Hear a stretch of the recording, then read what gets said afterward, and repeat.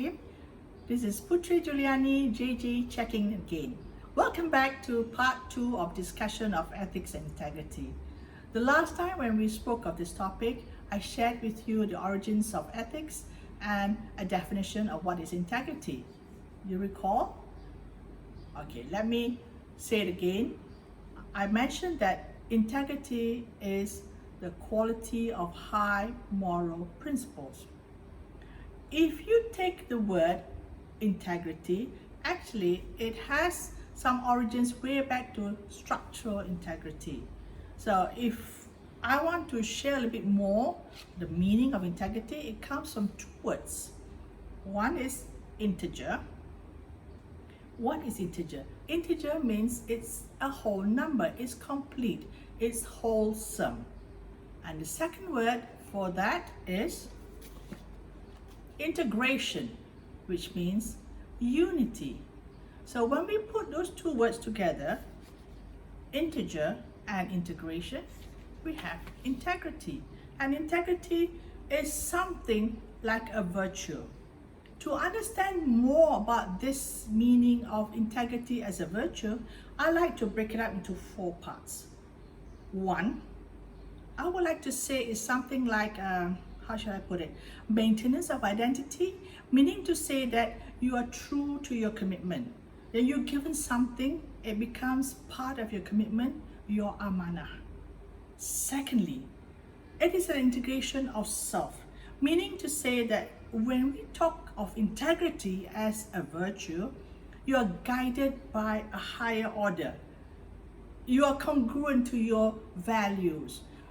Sometimes you say, I'm a good person, and you think that's already a person of integrity. But that's only the benchmark, that's standard. So for you to be truly a person of integrity, you have to work towards a higher order. Thirdly, when we talk about integrity as a virtue, it is serving a moral purpose. Remember I said that it originated from structural integrity. After the Industrial Revolution, they have added moral soundness into the definition, meaning to say that when you are a person of integrity, you are doing what is best. That means you are not only working honestly, but you are working with sincerity. Our commitment, our objective, our purpose is to serve. So there are 4 parts to understanding the meaning. That is 1, maintenance of identity. 2, integration of self. 3, serving a moral purpose.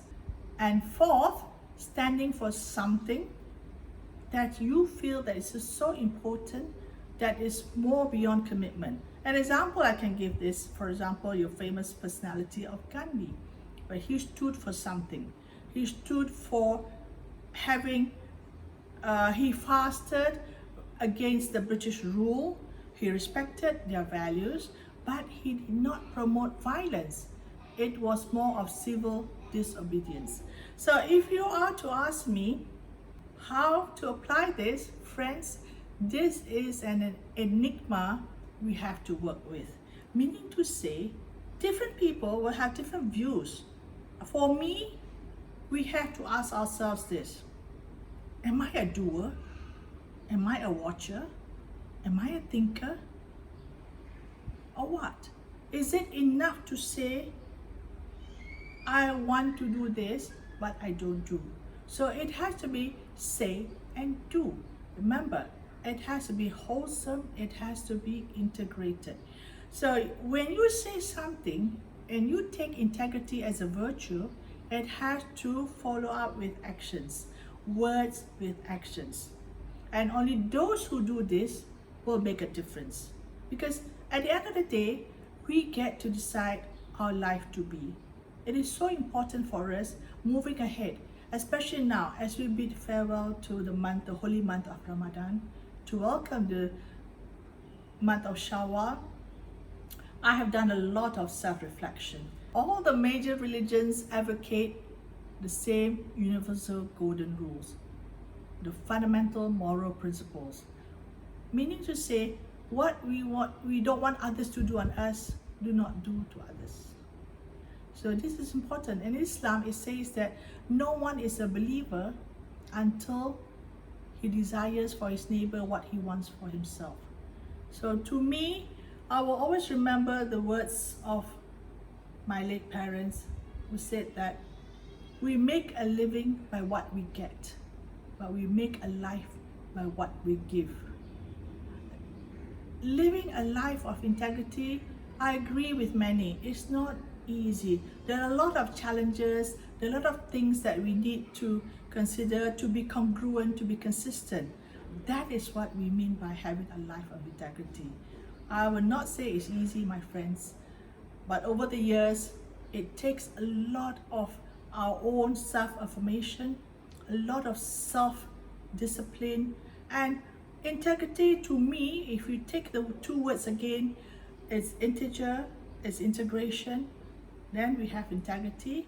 Be consistent, be congruent.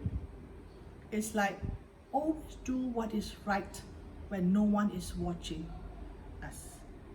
That is what it means to have integrity, the value of integrity.